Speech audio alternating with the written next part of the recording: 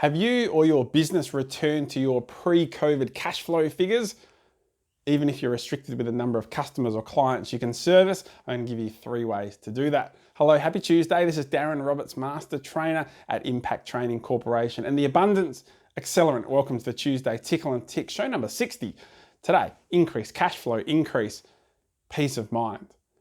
With the restrictions and limitations around business starting to ease, the mistake that I'm seeing business owners and managers make is that they think, great, I can just open my doors, business will return as normal, cash flow will be back, good to go. But as you know, many of you have limitations about the number of customers and clients you can service right now.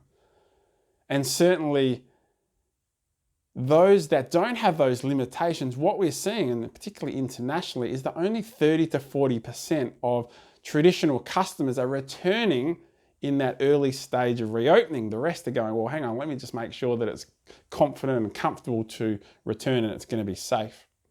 So how do you increase cash flow, increase peace of mind, even with some limitations? Well, here are the 3 ways to do it. Firstly, we need to be doing secondary spend. Now, I covered secondary spend in show 33 of the Tuesday Tickle and Tick, so you can go back to my YouTube channel and check that out, but for a different perspective. So as a reminder, we have our primary product or service. You have your primary product or service. Now, if you're limited to how many customers or clients you can deal with and service right now, the only way to get your cash flow back is to charge more.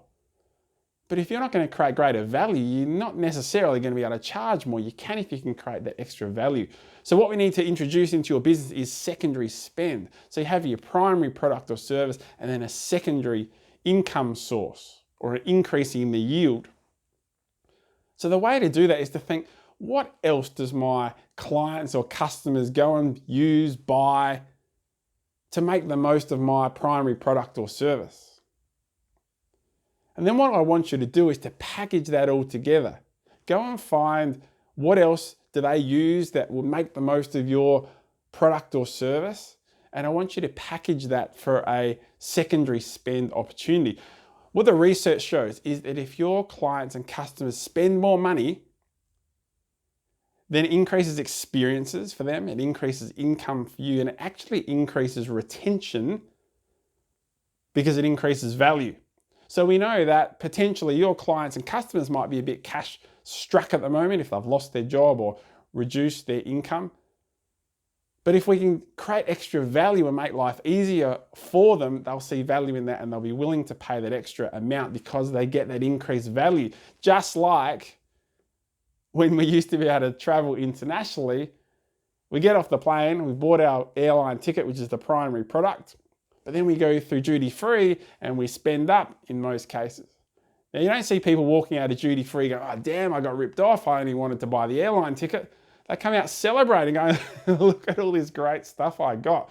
They spent more money, had greater experiences and felt greater value. It's the same with you guys. So the way to work that out is to go, gee, what cash flow target do I have? How many clients or customers am I limited to right now? And therefore, what does the yield per customer need to be? How much do I need each customer to spend on average? And then what value do I need to create so that they'd be willing to spend that and be happy with the value that they achieve?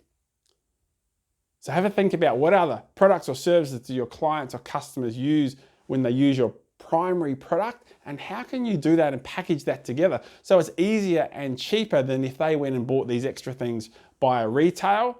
But because you can buy them in bulk, you can do it for a cheaper rate than they would normally do it if they bought it individually, but you retain some profit. That's one way, is secondary spend. The second way is collaboration. Now, the businesses around you are probably going through a similar situation to you, getting back on your feet, trying to get customers back, trying to increase cash flow. So the collaboration means that they're more open than ever about working with you and collaborating for a win-win.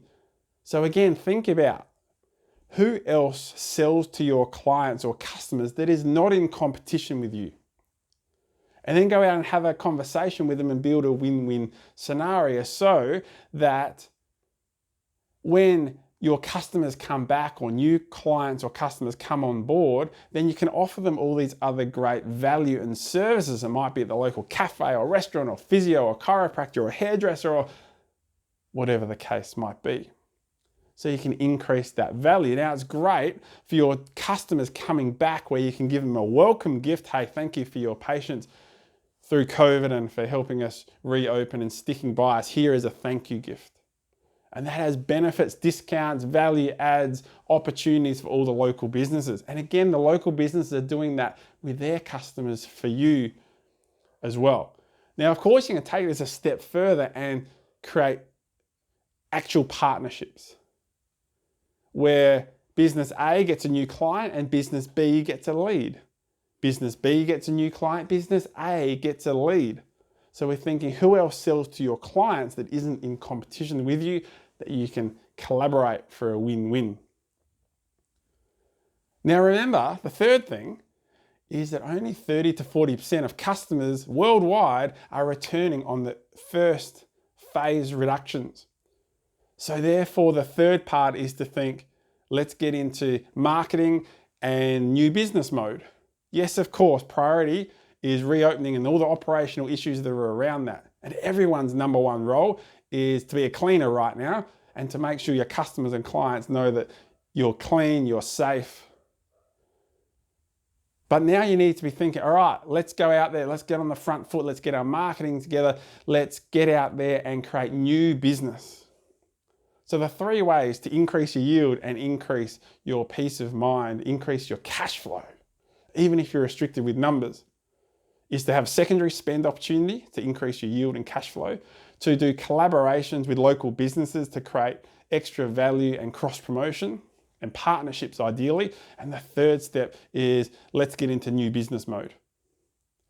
So hopefully that helps. I want you to get in and be as successful as possible to return to that cash flow and then go past it, have that peace of mind back with your business.